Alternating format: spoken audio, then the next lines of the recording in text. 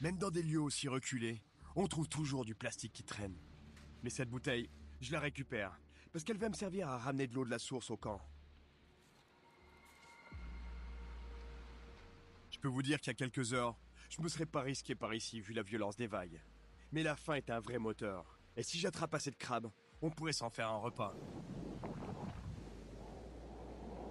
Le truc, c'est qu'il faut faire vraiment attention aux vagues dessous, parce qu'il y a vraiment des grosses déferlantes.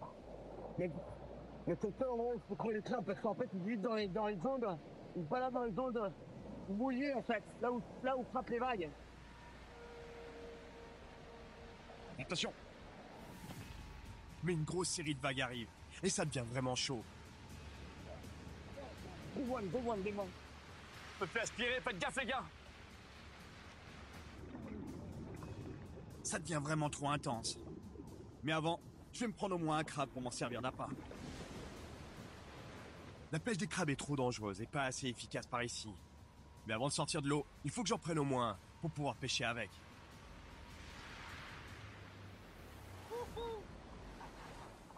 Il nous en aurait fallu des dizaines comme celui-là pour calmer notre faim. Alors plan B, je me fabrique une ligne à main avec du nylon bien solide pour pas me faire couper sur les rochers. Un plomb, fait maison. Et la bouteille en plastique, elle va aussi me servir à enrouler le fil. Je vais pêcher juste ici entre les rochers. J'irais bien un peu plus loin, mais c'est trop chaud quoi. Il y a des séries d'énormes vagues. Regardez là-bas, regardez ce qui est en train de se former là-bas. Regardez celle-là. Regardez le monstre.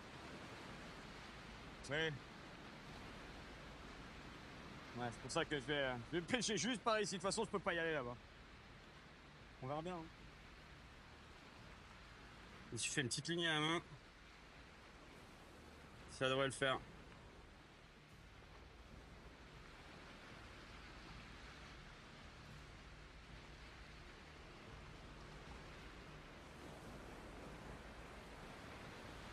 Touche. Pêchonne.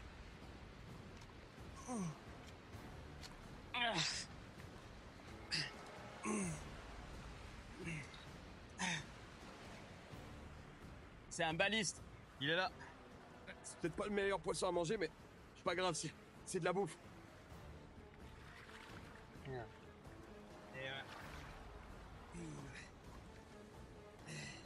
Yes. Un baliste. Un joli baliste. Faut faire gaffe avec les dents de ces poissons parce que j'ai entendu des histoires de gars qui se sont fait couper carrément à arracher un doigt par... Regardez les dents que ça a. Regardez ça. Ces poissons, on les appelle des balistes en français et en anglais. Triggerfish. Trigger, ça veut dire gâchette. Donc le poisson à gâchette.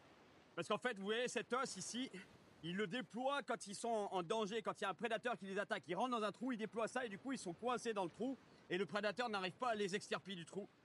Mais le truc, c'est qu'il est complètement bloqué, cet os. La manière de le débloquer, c'est... Vous voyez ce deuxième os ici, tac, j'appuie dessus, ça débloque l'os. C'est vraiment un mécanisme incroyable.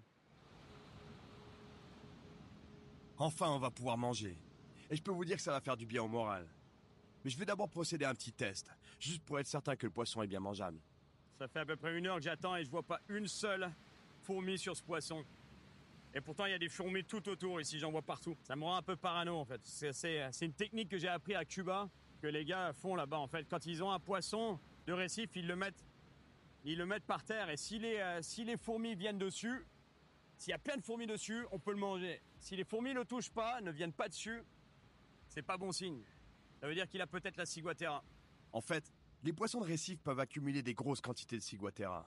Une neurotoxine mortelle, si elle est ingurgitée en grande quantité. À mon avis, il faut pas le manger, parce que c'est pas un super bon poisson à manger, mais je l'aurais mangé parce que j'ai tellement faim. Il devrait être couvert de fourmis en ce moment. D'après mes amis cubains, s'il a pas la ciguatera, il devrait être couvert de fourmis en ce moment. Je le sens pas. Pas cool. On doit abandonner ce pauvre poisson potentiellement toxique, si on veut pas se rendre malade. Et s'endormir la faim au ventre, pas très cool non plus.